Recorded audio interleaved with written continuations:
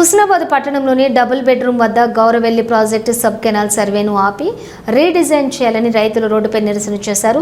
తహసీల్దార్ project అధికారులు సంఘటన స్థలానికి చేరుకుని రైతులతో మాట్లాడి సమస్యను పరిష్కరించేందుకు ఉన్నతాధికారులతో మాట్లాడతామని అన్నారు. రైతులు అధికారులకు వినతి పత్రం సమర్పించారు. కెనాల్కు ప్రత్యామ్నాయం ఉన్నా కూడా అధికారుల నిర్లక్ష్య వైఖరితో సన్న చిన్నకారు రైతులందరినీ ఇళ్ల స్థలాలు యజమానులు అందరినీ బాధ పెట్టారు. మేము ప్రాణాలు ఇస్తాం కానీ భూములు ఇవ్వమని తెలియజేస్తాం. D4 కెనాల్ సంబంధించి 39 కాలువ బాధితులు అనేదంతా. ఈ D4 కెనాల్ అనేది గత 10 సంవత్సరాల నుండి గత ప్రభుత్వం తీసి కింద ఆయకట్టుకు నీళ్ళు ఇవ్వాలనే ఉద్దేశంతో తీసిన అటువంటిది. అప్పుడున్న పరిస్థితుల వల్ల అప్పుడు నీళ్లు లేవు, అది తీయడంలో బాగానే ఉంది.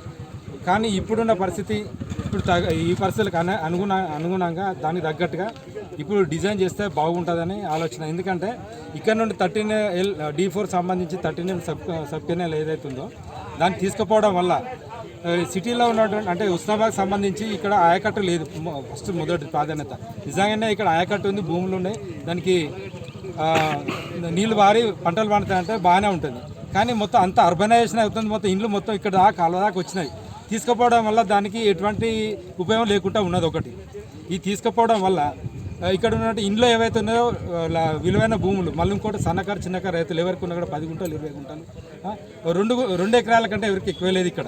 ఆ భూములు తీసుకుపోవడం వల్ల మధ్యలో ఇప్పటికీ ఆల్రెడీ D4 కెనాల్ పోయింది, దాని మీదకి వెళ్ళి మళ్ళీ ఈ సబ్ కెనాల్ కూడా తీసుకుపోవడం వల్ల అన్ని భూమి మొత్తం ముక్కలు అయిపోయి విలువ లేకుండా అయిపోయింది, అసలు ఎవరికి ఉపయోగం లేకుండా అయిపోతుంది.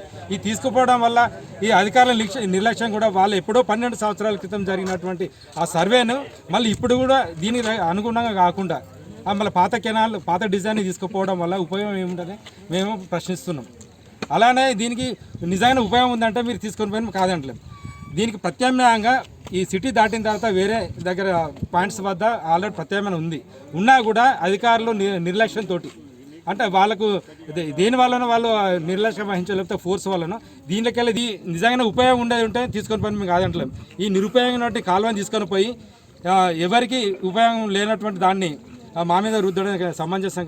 కాలువ నిర్వాహితులు అందరం దయచేసి చెప్తున్నాం అంటే ఎప్పుడో 18 సంవత్సరాల కింద చేసిన సర్వేను గ్రామ పంచాయతీ అందరికీ నీళ్ళు ఇక్కడ అవసరాలు ఉండే.